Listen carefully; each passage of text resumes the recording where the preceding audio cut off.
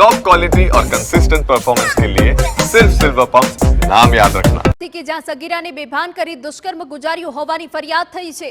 ગોંડલ ચોકડી નજીક યુવકે સગીરા પર દુષ્કર્મ કર્યાનો આક્ષેપ થયો। કેફી પીણું પીવડાવી બેભાન કરી દુષ્કર્મ કર્યાની પોલીસ ફરિયાદ છે। સાવરકુંડલાની સગીરા સાથે રીબડાના યુવકે દુષ્કર્મ કર્યાનો દાવો છે। ભાનમાં આવ્યા બાદ સગીરાએ પોતાની બહેનને પોતાની આપવીતી જણાવી। સોશિયલ મીડિયામાં યુવક સાથે સગીરાનો સંપર્ક થયો હોવાની વાત સામે આવી। ફરિયાદના આધારે પોલીસે તપાસ શરૂ કરી છે।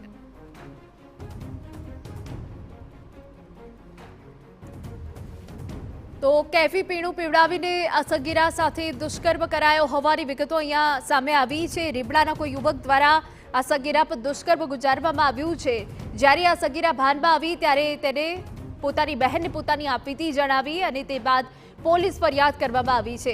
આજે યુવકની તસવીર આ યુવતી દર્શાવી રહી છે। તેની સાથે સોશિયલ મીડિયામાં મિત્રતા થઈ હતી, સંપર્ક થયો હતો તેવી વિગતો સામે આવી રહી છે।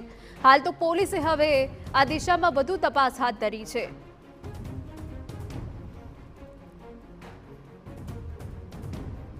સાવરકુંડલાની સગીરા સાથે રીબડાના યુવકે દુષ્કર્મ કર્યા હોવાની વિગત છે। ભાનમાં આવ્યા બાદ સગીરાએ પોતાની બહેનને આપવીતી જણાવી છે। આપને જણાવી દઈએ કે સોશિયલ મીડિયામાં યુવક સાથે સગીરાનો સંપર્ક થયો હતો। હવે આ યુવક કોણ છે તેને લઈને પોલીસે હવે તજવીજ હાથ ધરી છે। ફરિયાદના આધારે હવે પોલીસે તપાસ શરૂ કરી છે। તો સોશિયલ મીડિયા થકી સગીરાની યુવકનો સંપર્ક થયો હતો।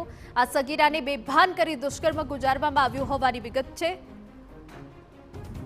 ગોંડલ ચોકડી નજીક યુવકે સગીરા પર દુષ્કર્મ કર્યું હોવાની વિગત। કેફી પીણું પીવડાવી બેભાન કરવામાં આવી આ સગીરાને અને દુષ્કર્મ કરવામાં આવ્યું। આગની રોડ ઉપરથી મળવા લઈ ગયો અને ત્યાં રોજ એને જ્યુસ બુસ પીધા, પછી લોકો બંને ફરવા ગયા।